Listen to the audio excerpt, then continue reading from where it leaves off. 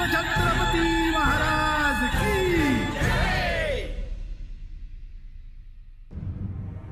शिवाजी राजे ख्वास खान को मारने और मराठा साम्राज्य के साथ गद्दारी करने वाले सामंत को पकड़ने के इरादे से कोंकण की ओर जा रहे थे।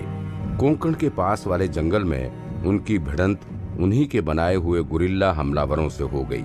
किस्मत से शिवाजी राजे और सारी मराठा सेना उस घात हमले से बच गई और उस घात टुकड़ी ने शिवाजी राजे को पहचान लिया। शिवाजी राजे उन गुरिल्ला हमलावरों के साथ वार्तालाप कर ही रहे थे कि अचानक से मैदानी इलाके से सामंत कुछ घुड़सवारों के साथ आता दिखाई दिया।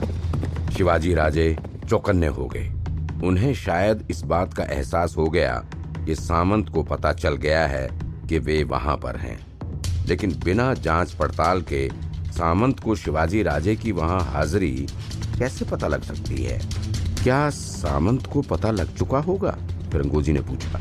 शिवाजी भी इसी बात को समझने की कोशिश कर रहे थे कि आखिर सामंत किसी खास मकसद से आ रहा है या फिर उसका मकसद शिवाजी राजे ही है। हमें लगता है कि सामंत ऐसे ही चक्कर लगाने के लिए निकला है, फिरंगोजी ने कहा।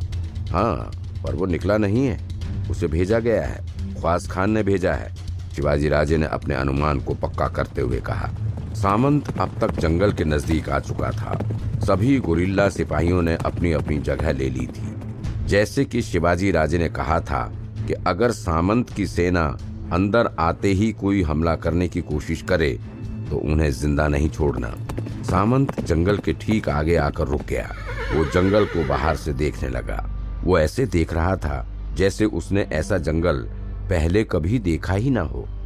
उसके साथ आए घुड़सवार भी इस बात से आश्चर्य में थे कि आखिर सामंत इस तरह उस जंगल को क्यों देख रहे हैं। क्या हुआ जनाब, आप इस तरह जंगल को क्यों देख रहे हैं? या तो इस जंगल के अंदर कोई खतरा है या फिर ये जंगल वाकई हमारे लिए कोई अच्छी खबर लाने वाला है, सामंत ने अपना अनुमान लगाते हुए कहा। हमें तो लगता है कि अच्छी खबर का ही पैगाम होगा, क्योंकि इसने आपको अंदर बुलाने से पहले आपका इस्तकबाल किया है।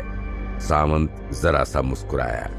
उसे अपने घुड़सवार साथी की बात सुनकर जरा सी प्रेरणा मिली और वो ख्वास खान के हुक्म का पालन करने के लिए जंगल के भीतर जाने लगा। इस तरफ शिवाजी राजे सामंत की इस रुकावट को मन ही मन भांप रहे थे। वो ये सोच रहे थे कि सामंत इस तरह जंगल को देख रहा है, मतलब सचमुच ये आसपास के इलाकों के बारे में जांच करने निकला है। शिवाजी राजे और उनकी सेना ने अंदर रहकर सामंत का अंदर आने का इंतजार किया। सामंत आहिस्ता आहिस्ता अंदर आता चला गया। जंगल पेड़ों को लांघना उसने शुरू किया। सामंत को जरा सा भी अंदाजा नहीं था कि कुछ ही पेड़ लांघने से उसको अपने सामने मौत दिख जाएगी। जैसे ही सामंत ने जंगल के बीचों बीच कदम रखा कि उसे शिवाजी राजे और उनकी पूरी सेना दिखी। वो वहीं रुक गया। शिवाजी राजे? सामंत के मन से जैसे चीख निकल गई। उसने सपने में भी कभी नहीं सोचा था कि जिसे मारने के लिए वो और उसका मालिक इतनी दूर से निकले हैं, ना जाने कितनी रातें सोए नहीं, वो यूं इस तरह उसके सामने आकर मिल जाएंगे। सामंत के साथ आए सभी घुड़सवारों के जैसे होश उड़ गए। सबने एकदम से अपने अपने बाण तैयार कर लिए, पर वो ये भूल गए कि सामने जो सेना खड़ी थी वो दुनिया की सबसे वीर और चपल सेनाओं में से एक थी। मुगलों का एक पल मराठाओं के लिए आधा था। आधे पल में ही मराठाओं ने अपनी अपनी तलवारें निकाल लीं और गुरिल्ला हमलावरों ने छलांग लगाकर सामंत की सेना को घेर लिया। सामंत को लगा कि शायद उसका अंतिम वक्त आ चुका है। शिवाजी राजे सामंत के एक गलत कदम की राह देख रहे थे, पर सबकी उम्मीदों से परे शिवाजी राजे सामंत पर किसी भी तरह का हमला नहीं कर रहे थे। राजे हमला क्यों नहीं कर रहे? फिरंगोजी ने तानाजी से पूछा। पता नहीं, हमें भी यही आश्चर्य हो रहा है, तानाजी ने जवाब दिया। यहाँ तक कि सामंत को मारने के इरादे से ही तो आए हैं, तो अब शिवाजी राजे उसे मार भी नहीं रहे। माहौल में जैसे गर्मी बढ़ गई थी। दोनों टुकड़ियां एक दूसरे के चेहरे देख रही थी, जैसे एक दूसरे के हमले की ताक में हों। जनाब, क्या करना है बताइए, सामंत के घुड़सवार ने पूछा। हम भी वही सोच रहे हैं, हम चुपचाप यहाँ से निकल जाना चाहते हैं, सामंत ने वापस जवाब दिया। पर इन्होंने तो हमें चारों ओर से घेर लिया है, हम पहला हमला करके उसे कोई मौका नहीं देना चाहते, सामंत ने कहा। उसके पास हमसे ज्यादा सेना है और साथ ही गुरिल्ला योद्धा भी, तो फिर ये आपको मार क्यों नहीं रहा? घुड़सवार का ये सवाल दोनों सेनाओं के लिए जैसे एक बड़ा सवाल बन गया था। शिवाजी राजे सामंत को बस देखे जा रहे थे। तानाजी ने शिवाजी राजे की सोच को जरा समझने की कोशिश की। तानाजी ने शिवाजी राजे की आंखें देखी तो वो सामंत के हाथों को देख रही थी। फिर उन्होंने सामंत के हाथों को ध्यान से देखा। सामंत ने तलवार नहीं पकड़ी थी, वो निहत्था था। तानाजी ने एक ही पल में मामले को समझ लिया। शिवाजी राजे निहत्थों पर वार नहीं करते। तानाजी फिरंगोजी के पास गए और बोले, राजे हमला नहीं करेंगे। सामंत निहत्था खड़ा है। सारी मराठा सेना आहिस्ता आहिस्ता इस बात को समझने लगी थी। इस तरफ सामंत भी शिवाजी राजे की नजर को समझ गया था। उसे पता चल गया था कि शिवाजी राजे निहत्थे योद्धा पर वार नहीं करेंगे। जनाब, तलवार उठा लीजिए, सामंत के साथी ने कहा। नहीं, हम तलवार नहीं उठाएंगे, सामंत ने जवाब दिया। सामंत के घुड़सवार चौंक पड़े। अगर सामंत हथियार हाथ में नहीं लेगा तो शायद मर जाएगा। हम शिवाजी राजे की कमजोरी का फायदा उठाना चाहेंगे। हम निहत्थे हैं और निहत्थों पर शिवाजी वार नहीं करता। चुपचाप अपने घोड़े वापस घुमा लो। सामंत ने आहिस्ता से अपनी सेना को संदेशा भेज दिया। सामंत की पूरी टुकड़ी वापस मुड़ने लगी। गुरिल्ला योद्धाओं ने उनको डराने की कोशिश की, पर वो नहीं डरे। सामंत ये भली भांति जानता था शिवाजी राजे उस पर हमला नहीं करेंगे। शिवाजी राजे की सेना ये देखकर सक पकाने लगी। राजे, कुछ कीजिए, वो वापस जा रहा है, तानाजी ने कहा। हम जानते हैं वो हमारी मजबूरी का फायदा उठा रहा है, शिवाजी राजे ने कहा। पर आप उसे फायदा क्यों उठाने दे रहे हैं? तानाजी ने वापस प्रश्न किया। क्योंकि शिवाजी राजे अपनी जबान और उसूलों के पक्के हैं, शिवाजी राजे ने अपना नियम याद दिलाते हुए कहा। तानाजी समझ गए। आखिर एक वीर का परिमाण सिर्फ उसका शौर्य नहीं होता, उसकी बुद्धिमत्ता और जबान का पक्का होना होता। सामंत चुपचाप वापस जंगल से निकल गया, पर जाते जाते सामंत ने गद्दारी करने की चेष्टा की। उसने जाते जाते अपने घुड़सवार को इशारा किया और कहा, पीछे मुड़कर शिवाजी राजे पर निशाना लगा दो और फौरन घोड़ा दौड़ा दो। सब सामंत की टुकड़ी को उनसे दूर जाते देख रहे थे। अचानक से उसमें से एक घुड़सवार मुड़ा और बाण को खींच लिया। उसने बाण सीधा तान दिया था शिवाजी राजे की ओर। मराठा सेना की आंखें फटी रह गई। उन्हें एक पल में पता चल गया कि सामंत ने चालाकी की है। उस घुड़सवार ने मौका देखकर बाण छोड़ दिया। उसका निशाना तो एकदम सही था, लेकिन शिवाजी राजे की सतर्कता उस बाण से भी तेज थी। उसके धनुष देखते ही उन्होंने खुद को घोड़े से नीचे उतार लिया और बाण के हमले से बच गए। सभी मराठाओं को ये बात जरा सी भी गवारा नहीं लगी और शिवाजी राजे भी इसी गुस्ताखी की राह देख रहे थे। शिवाजी राजे ने घोड़े पर वापस बैठकर आदेश दिया, हमला। सामंत ने ये आदेश सुन लिया। उसने भी अपनी टुकड़ी को आदेश दिया, जल्द से जल्द छावनी तक पहुंचो, जल्दी। सामंत ने अपने घोड़े दौड़ा दिए। पीछे से सारी मराठा सेना ने एक जय घोष दिया, हर हर महादेव। सारी मराठा सेना सामंत के पीछे दौड़ पड़ी। सामंत ने कुछ सिपाहियों को उल्टी पीट कर हमला करते रहने का आदेश दिया और खुद अपने घोड़े को तेजी से भगाता चला गया। सामंत हाथ से निकलने न पाए। शिवाजी राजे ने चिल्लाकर कहा, उसे आज हम यहीं मारेंगे राजे। तानाजी ने वापस उत्तर दिया। एक ही पल में जैसे लड़ाई शुरू हो गई। मराठा सेना सामंत की टुकड़ी के पीछे थी। मैदान में अचानक टापों की आवाजें आने लगी। मैदान के दूसरे इलाके में बसे जंगल में ख्वास खान की सेना तक ये आवाजें पहुंचने लगी थी। अपनी छावनी में आराम फरमा रहे ख्वास खान को इन आहटों से कुछ अच्छा नहीं लग रहा था। अरे, ये आवाजें कैसी? कौन आ रहा है? ख्वास खान ने अपनी छावनी से बाहर आते हुए जोर से पूछा। छावनी के बाहर पहले से ही भगदड़ शुरू हो चुकी थी। मैदान से धूल उड़ रही है। कोई सेना आती हुई दिख रही है जनाब, ख्वास खान को एक सिपाही ने जवाब दिया। सेना आ रही है? किसकी सेना हो सकती है? ख्वास खान ने मन ही मन सोचा। ख्वास खान खुद अपनी तलवार लेकर आगे तक आ गया। उसकी सेना पहले से जंगल के बाहरी छोर तक पहुंच चुकी थी और उस अनजान सेना के आने की राह देख रही थी। ख्वास खान अपनी सेना के बीच से गुजरता हुआ आगे आया और उसने देखा तो दूर से सामंत अपने घोड़े पर आ रहा है। पीछे उसकी सेना है और उसकी सेना के ठीक पीछे एक बड़ी सी सेना है। मैदान से उठ रही धूल ये बात बयां कर रही थी कि कोई बड़ी सेना ने इस तरफ कूच कर ली है। इनकी रफ्तार देखकर यही लग रहा है कि वे हमला करने वाले हैं, पर इनकी सेना में कोई परचम नहीं, कोई झंडा नहीं। ये किसकी सेना हो सकती है? ख्वास खान ने अपने वजीर से पूछा। जनाब, ऐसा लग रहा है जैसे सामंत के पीछे ये सेना पड़ी हुई है और सामंत अपनी जान बचाकर भागा चला आ रहा है। वजीर ने ध्यान लगाकर देखते हुए ख्वास खान से कहा। ख्वास खान अपनी सेना के साथ मामले को समझने की कोशिश कर रहा था। तभी सामंत ने अपने पास रखे बिगुल को जोर से बजा दिया और ख्वास खान को आगाह कर दिया, सामंत के पीछे कोई सेना है जो उसको मार डालना चाहती है। ख्वास खान ने बेचैनी से कहा। ख्वास खान ने ध्यान से देखा तो उसकी आंखें फटी की फटी रह गई। ये क्या? ये तो शिवाजी राजे की सेना है, साथ में खुद शिवाजी भी आ रहे हैं। वजीर ने जोर से कहा, जनाब, आपका यहाँ रहना ठीक नहीं, आप चलिए यहाँ से। वजीर ने ख्वास खान को समझाया, लेकिन ख्वास खान बात न माना। वो वहीं पर रुकना चाहता था। हाँ तो आने दो शिवाजी राजे को, उसे आज धूल चटा ही देंगे, ख्वास खान ने आवेश में आकर कहा। लेकिन हमारे पास सेना दुरुस्त नहीं है कि घात हमले को पार कर सकें।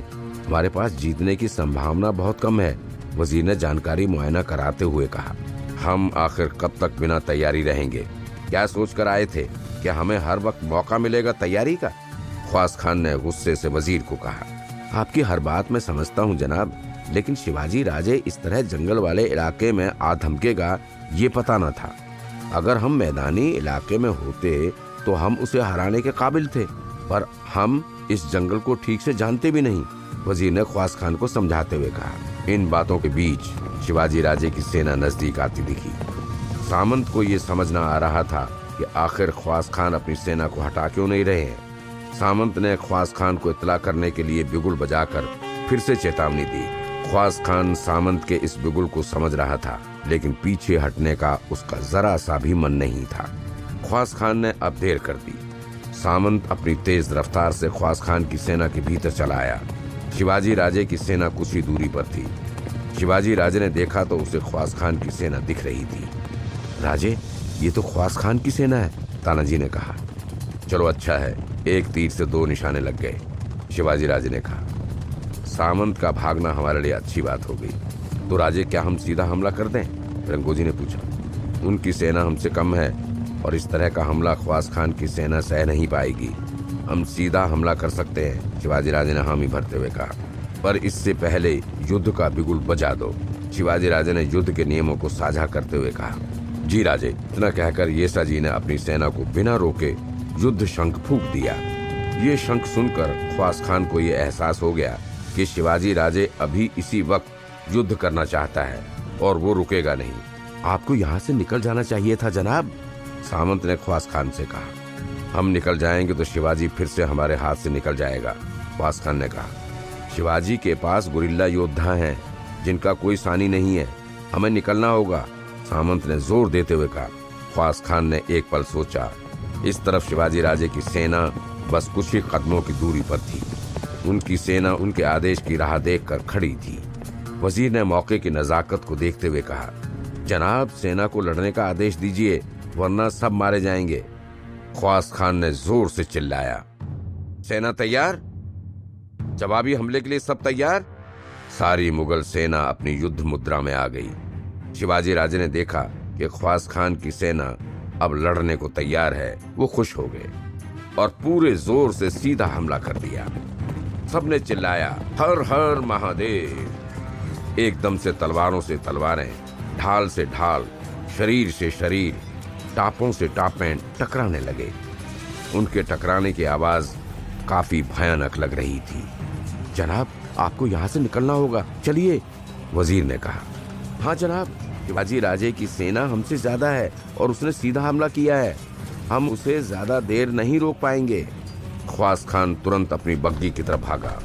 साथ में सामंत भी अपने घोड़े पर भाग निकला। ख्वास खान अपनी बग्गी में जा बैठा। सामंत ने अपना घोड़ा रोका, पीछे मुड़कर देखा। शिवाजी राजे की सेना मुगलों को बेरहमी से मार रही थी। ख्वास खान को यह देखकर अच्छा नहीं लगा। चलिए जनाब, वजीर ने फिर से हिदायत दी।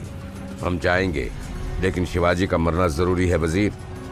जाने से पहले हमने जो शिवाजी राजे के लिए चाल सोची थी उसे मुकम्मल करते हुए आओ। वजीर एक ही पल में समझ गया। उसने अपना घोड़ा ख्वास खान की छावनी की ओर दौड़ाया और इस तरफ ख्वास खान सामंत के साथ दूसरी ओर निकलने लगा। शिवाजी राजे ख्वास खान को ढूंढ रहे थे। वो लड़ते लड़ते मुगलों की सेना के काफी अंदर चले आए थे। अचानक से उन्होंने ख्वास खान और सामंत को जाते हुए देखा। उन्होंने तुरंत अपना घोड़ा उनके पीछे दौड़ा दिया, लेकिन जैसे ही वो कुछ दूरी तक गए वो एकदम से रुक गए, जैसे उनकी रफ्तार किसी ने रोक ली हो। शिवाजी राजे की आंखें देखकर ये लग रहा था कि जैसे उन्होंने कुछ भयानक देख लिया हो। आखिर वो क्या था जो शिवाजी ने देख लिया था? क्या ख्वास खान की ये कोई चाल है? जानेंगे अगले एपिसोड में। राजा शिवछत्रपति महाराज की।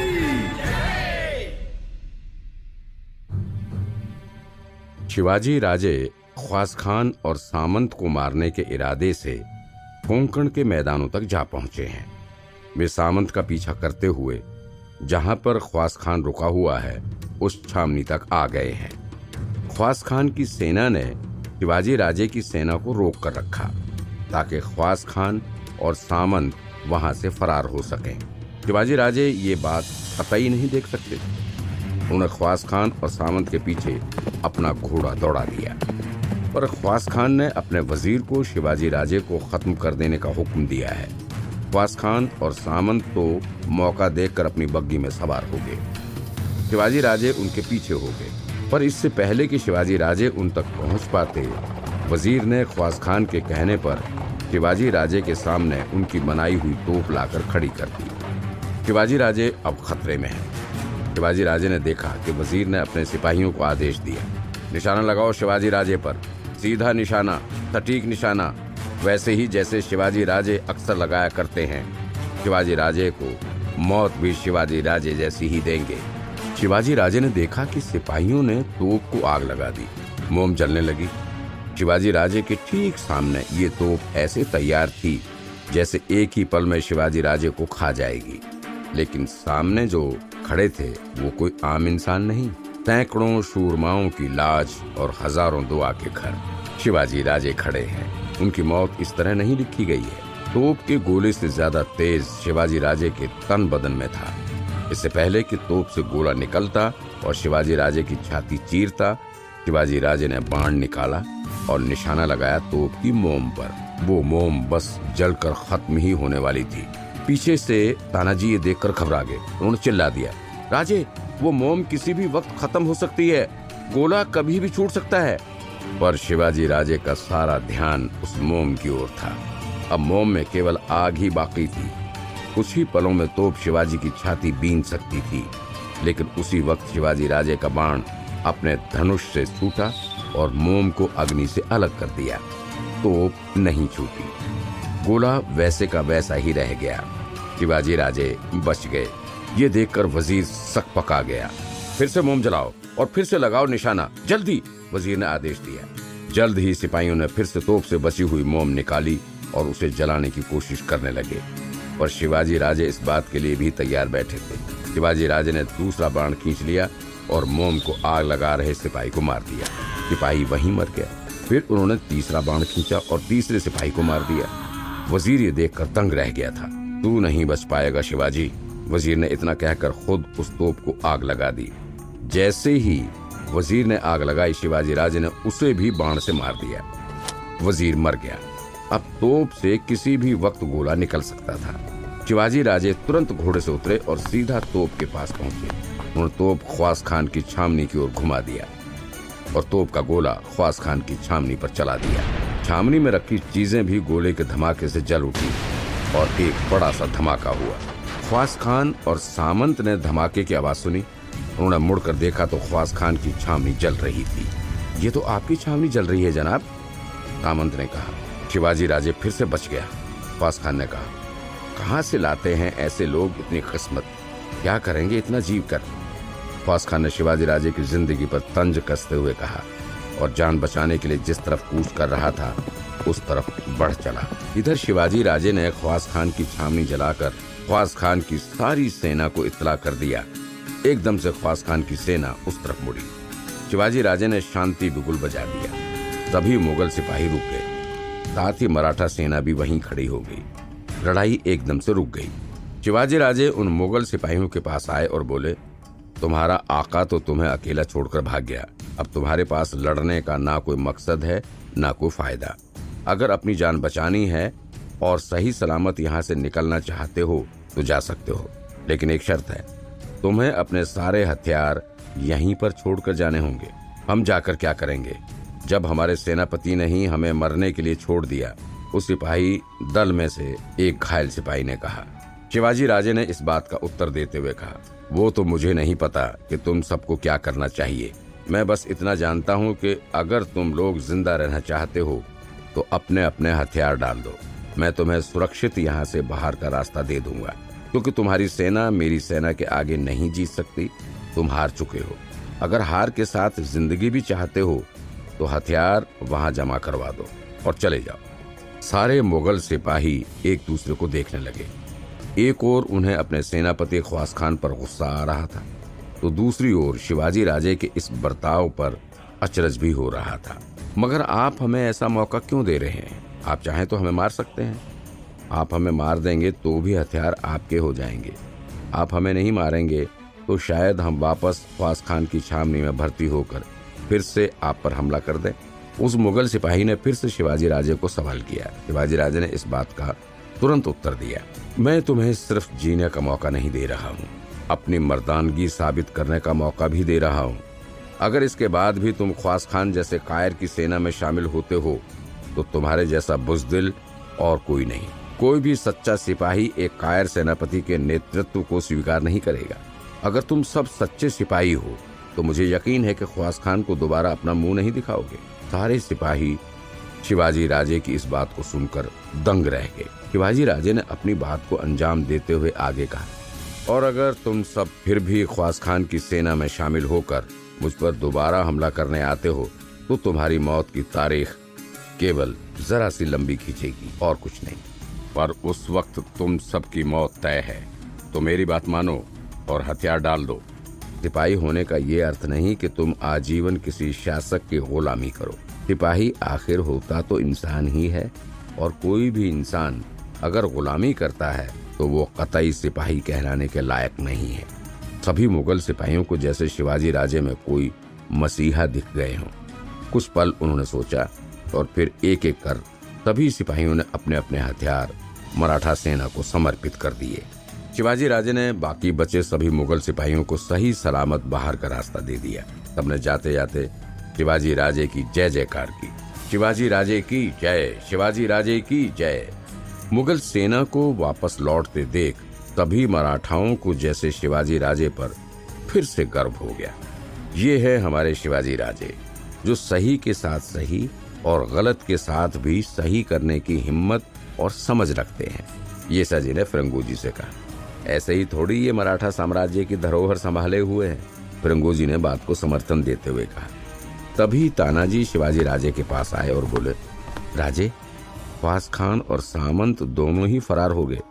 कोई बात नहीं, उन्हें आज नहीं तो कल खत्म कर देंगे, शिवाजी राजे ने कहा। लेकिन राजे, वे वापस औरंगजेब के पास जाकर और सेना बटोरना शुरू कर देंगे तो?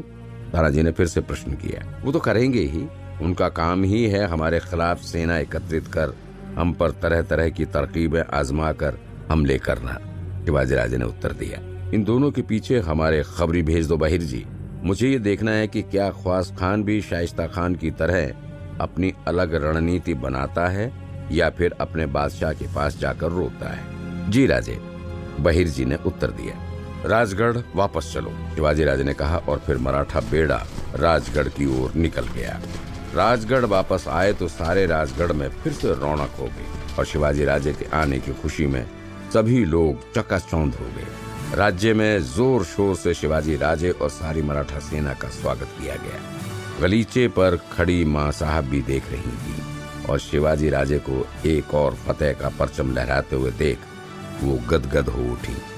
उनकी आंखों से हर्ष के आंसू निकलने बंद नहीं हो रहे थे। शिवाजी राजे ने गढ़ में आते ही सत्कार स्वीकार किया और सीधा चले गए माँ साहब के कमरे की ओर। माँ साहब जैसे शिवाजी राजे की आने की राह देख रही थी। माँ साहब ने अपने हाथों में आरती की थाली ले रखी थी। शिवाजी राजे ने आंगन में आकर देखा तो दूर खड़ी उनकी माँ जैसे कोई देवी का रूप लग रही थी। शिवाजी राजे की आंखों में अपनी माँ के लिए स्नेह उभर आया और वो दौड़कर अपनी माँ के पास गए। शिवाजी राजे दौड़कर अपनी माँ को गले लगा लेना चाहते थे। इससे पहले कि शिवाजी राजे माँ साहब को गले लगाते, माँ साहब ने उन्हें वहीं पर रोक लिया। क्या हुआ माँ? शिवाजी राजे ने पूछा। दिखाई नहीं देता? हाथ में आरती की थाली है तो पहले ये रस्म पूरी होगी ना, माँ साहब ने मीठे तंज के साथ कहा। शिवाजी राजे ने हंसकर कहा, आप सामने दिखती हैं तो और कुछ नहीं नजर आता, केवल आपकी स्नेह भरी आंखें ही दिखती हैं। ज्यादा बातें बनाने लग गया है, बड़ा सेनापति हो गया है ना। माँ साहब ने इतना कहकर शिवाजी राजे की आरती उतारी। आपके सामने तो हमेशा छोटा ही लगूंगा माँ साहेब। शिवाजी राजे ने माँ का सत्कार स्वीकार किया और जीजाबाई के पैर छुए। बाद में माँ बेटे ने एक दूसरे को गले से लगा लिया।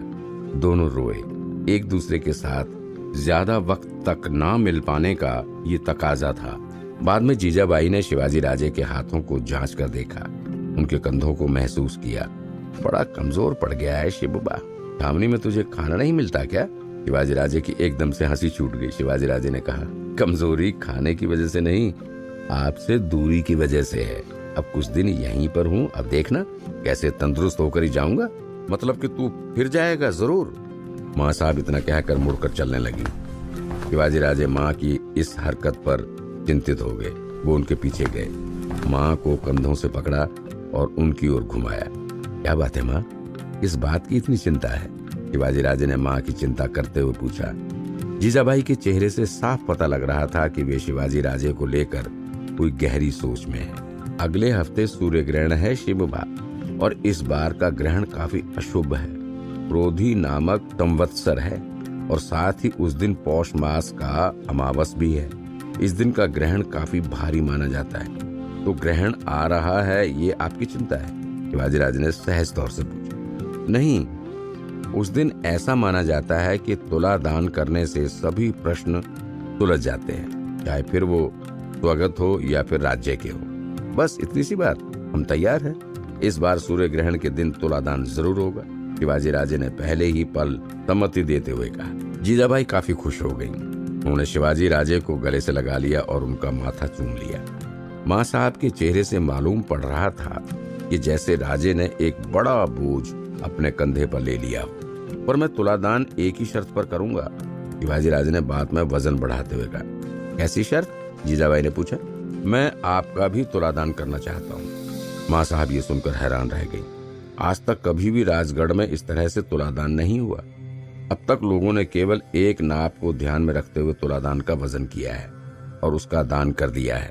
पर शिवाजी राजे की इस इच्छा से एक नया ही चलन पैदा हो सकता है। ये क्या कह रहा है शिवबा, ऐसा कैसे हो सकता है? माँ साहब ने सहज प्रश्न उठाते हुए कहा।